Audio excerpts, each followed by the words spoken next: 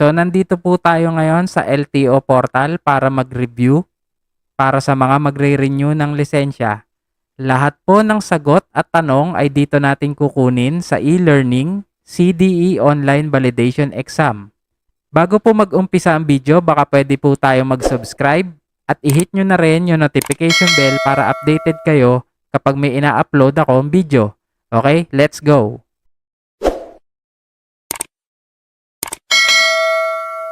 Ano ang mangyayari kung hindi pumayag ang driver na magpasuri dahil lumabag siya sa batas na bawal magmaneho ang nakainom ng alak?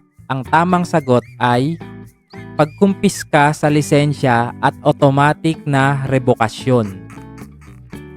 Maaari ka bang magmaneho ng motorsiklo kung ang iyong lisensya ay may driver's license code B? Ang tamang sagot, hindi. Nagmamaneho ka ng mahaba at malapad na truck sa isang kurbada nang ikaw ay liliko at isang motorsiklo ang nag-overtake sa kurbada na nanggaling sa kasalubong na direksyon. Ano ang gagawin mo? Ang tamang sagot, kung maaari, huminto upang maiwasan ang pag-crash ng kalsada. Sa normal na traffic violation, sino ang maaaring kumumpiska ng lisensya? Ang tamang sagot, ang mga ahente o enforcer lamang na itinalaga ng LTO. Ilang taon ang maaaring ibigay na lisensya sa isang driver na mayroong traffic violation? Ang tamang sagot, 5 taon na lisensya. Ano ang maaaring ibigay na klasifikasyon ng lisensya sa mga bagong aplikante nito? Ang tamang sagot, non-professional driver's license. Ang paggamit ba ng cellphone ay bawal habang nagmamaneho? Ang tamang sagot, oo, kung ang driver ay hindi gumagamit ng wireless na pandinig at mikropono na gadget. Saan napupunta ang mga sinisingil na pera mula sa Motor Vehicle Users Charge? Ang tamang sagot, ang nakokolekta na pera ay ginagamit sa pag-ayos ng kalsada. Kailan dapat gamitin ng driver ang kanyang helmet? Ang tamang sagot, para sa mahaba o maiksing biyahe at anumang uri ng kalsada. Ang iyong lisensya ay nag-expire na. Pinahihintulutan ka bang magmaneho sa pinakamalapit na LTO upang i-renew ang iyong lisensya? Ang sagot po ay hindi. Ano ang tamang edad upang magkaroon ng lisensya? Ang sagot, 17 na taon. Anong edad maaaring sumakay sa harapan ang isang bata na naaayon sa RA 11229? Sagot, 13 taong gulang pataas. Maaari bang payagan ng driver na sumakay ang pasahero sa bubong o takip ng sasakyan? Ang sagot, hindi. Alin sa mga ito ang layunin ng pagkolekta ng Motor Vehicle Users Charge? Ang sagot, para pondohan at maiwasan ang pagkasira ng mga kalsada. Saan dapat ilagay ang plaka ng isang sasakyan? Ang sagot, isa sa harap at isa sa likod ng sasakyan. Paano ka tutugon sa isang sitwasyon kung saan papalapit ka sa garahe sa kanan at kailangan mong tumawid sa bike lane? Nang isang mabilis na SUV ay hindi inaasahan na ginamit ang bike lane upang mag-overtake sa'yo. Ang sagot, magbigay daan sa mabilis na SUV. Ano ang ipinagbabawal dito? Ang sagot, bawal ang sasakyan na sobra sa 2 tonelada ang ehe. Ano ang taas ng isang bata upang ito ay hindi na kailangan gumamit ng child restraint system? Ang sagot, 150 cm pataas. Ano ang kailangan para magparehistro ng sasakyan? Ang sagot, inspeksyon ng sasakyan at emission test sa LTO. Maaaring isuspinde ang rehistro ng sasakyan kung ito ay: sagot, ang sasakyan ay makakasira sa pampublikong kalsada. Maaari bang gamitin ang duplicate o kopya ng lisensya sa pagmamaneho? Ang sagot, hindi. Alin sa mga sumusunod na pahayag ang totoo? Ang sagot, ang driver na may hawak ng lisensya para sa manual transmission ay maaaring magmaneho ng automatic transmission. Ano ang dapat mong gawin pagkatapos mag-park at bago bumaba ng sasakyan? Sagot, i-switch ang parking brake. Ano ang taas ng isang bata upang ito ay hindi na kailangan gumamit ng child restraint system? Sagot, 150 cm pataas. Ilang taon ang maaaring ibigay na lisensya sa isang driver na mayroong traffic violation? Sagot, 5 taon na lisensya.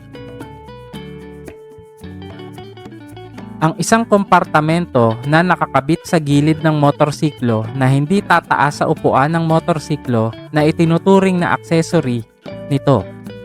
Sagot, saddlebags box. Maaaring isuspinde ang rehistro ng sasakyan kung ito ay: sagot, ang sasakyan ay nakakasira sa pampublikong kalsada. Ano ang maaaring masamang mangyari kung tumingin ka sa mata ng isang galit na driver? Sagot, ito ay maaaring mag-udyok sa galit na driver.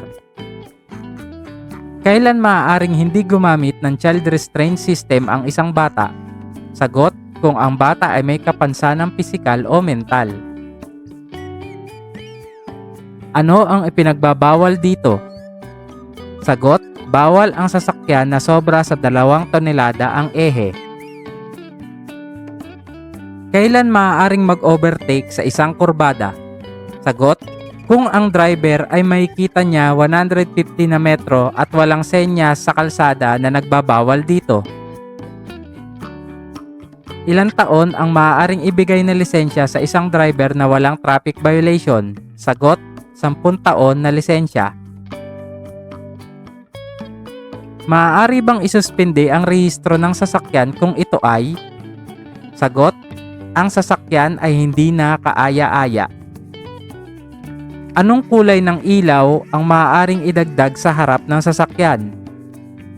Sagot, puti o dilawang puti. Ang iyong lisensya ay nag-expired na. Pinahihintulutan ka bang magmaneho sa pinakamalapit na LTO upang i-renew ang iyong lisensya? Sagot, hindi. Maaari bang gamitin sa pampublikong daan ang motorsiklo kung ito ay wala pang rehistro? Sagot, hindi. Maaari bang bigyan ng 10 taong lisensya ang isang driver kung ito ay mayroong huli o traffic violation? Sagot, hindi. Anong mga sasakyan ang nasasakop ng Motor Vehicle User's Charge? Sagot, lahat ng sasakyang nakarehistro sa LTO. Saan mo maaaring ireklamo o i-contest ang pagkahuli sa iyo? Sagot, sa tanggapan ng adjudikasyon. Saan madalas makikita ang ganitong senyas trapiko? Sagot, sa poste na tawiran ng tao. Kailan ginagamit ang alcohol breather analyzer? Sagot, kung ang driver ay bumagsak ng isa sa mga field sobriety test. Ano ang tamang edad upang magkaroon ng lisensya? Sagot, 17 na taon. Anong edad maaaring sumakay sa harapan ang isang bata na naaayon sa RA 11229? Sagot, 13 taong gulang pataas. Sa mga guhit na ito, maaari bang mag-overtake ang driver kung ang nasa kaliwa niya ay putol-putol na linya? Sagot, oo.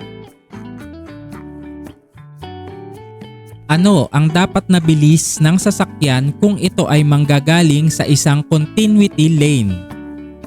Ang sagot, Sundin ang bilis ng mga sasakyan sa loob ng expressway. Maaari bang gamitin ang duplicate o kopya ng lisensya sa pagmamaneho? Sagot, hindi. Anong klaseng helmet ang dapat gamitin ng rider ng motorsiklo? Sagot, standard motorcycle helmet na naaayon sa panuntunan ng DTI. Sino ang may pananagutan kung ang isang motorsiklo ay ginamit sa krimen? Sagot, may-ari, driver, at backrider. Ano ang kahulugan ng warning na ito? Sagot, ang driver ay papalapit sa madulas na daan. Ilang pulgada maaaring maglagay ng telepono mula sa dashboard ng sasakyan? Sagot, 4 na pulgada. Ano ang maaaring ipataw na paglabag kung ang isang driver ay nakapasa sa field sobriety test?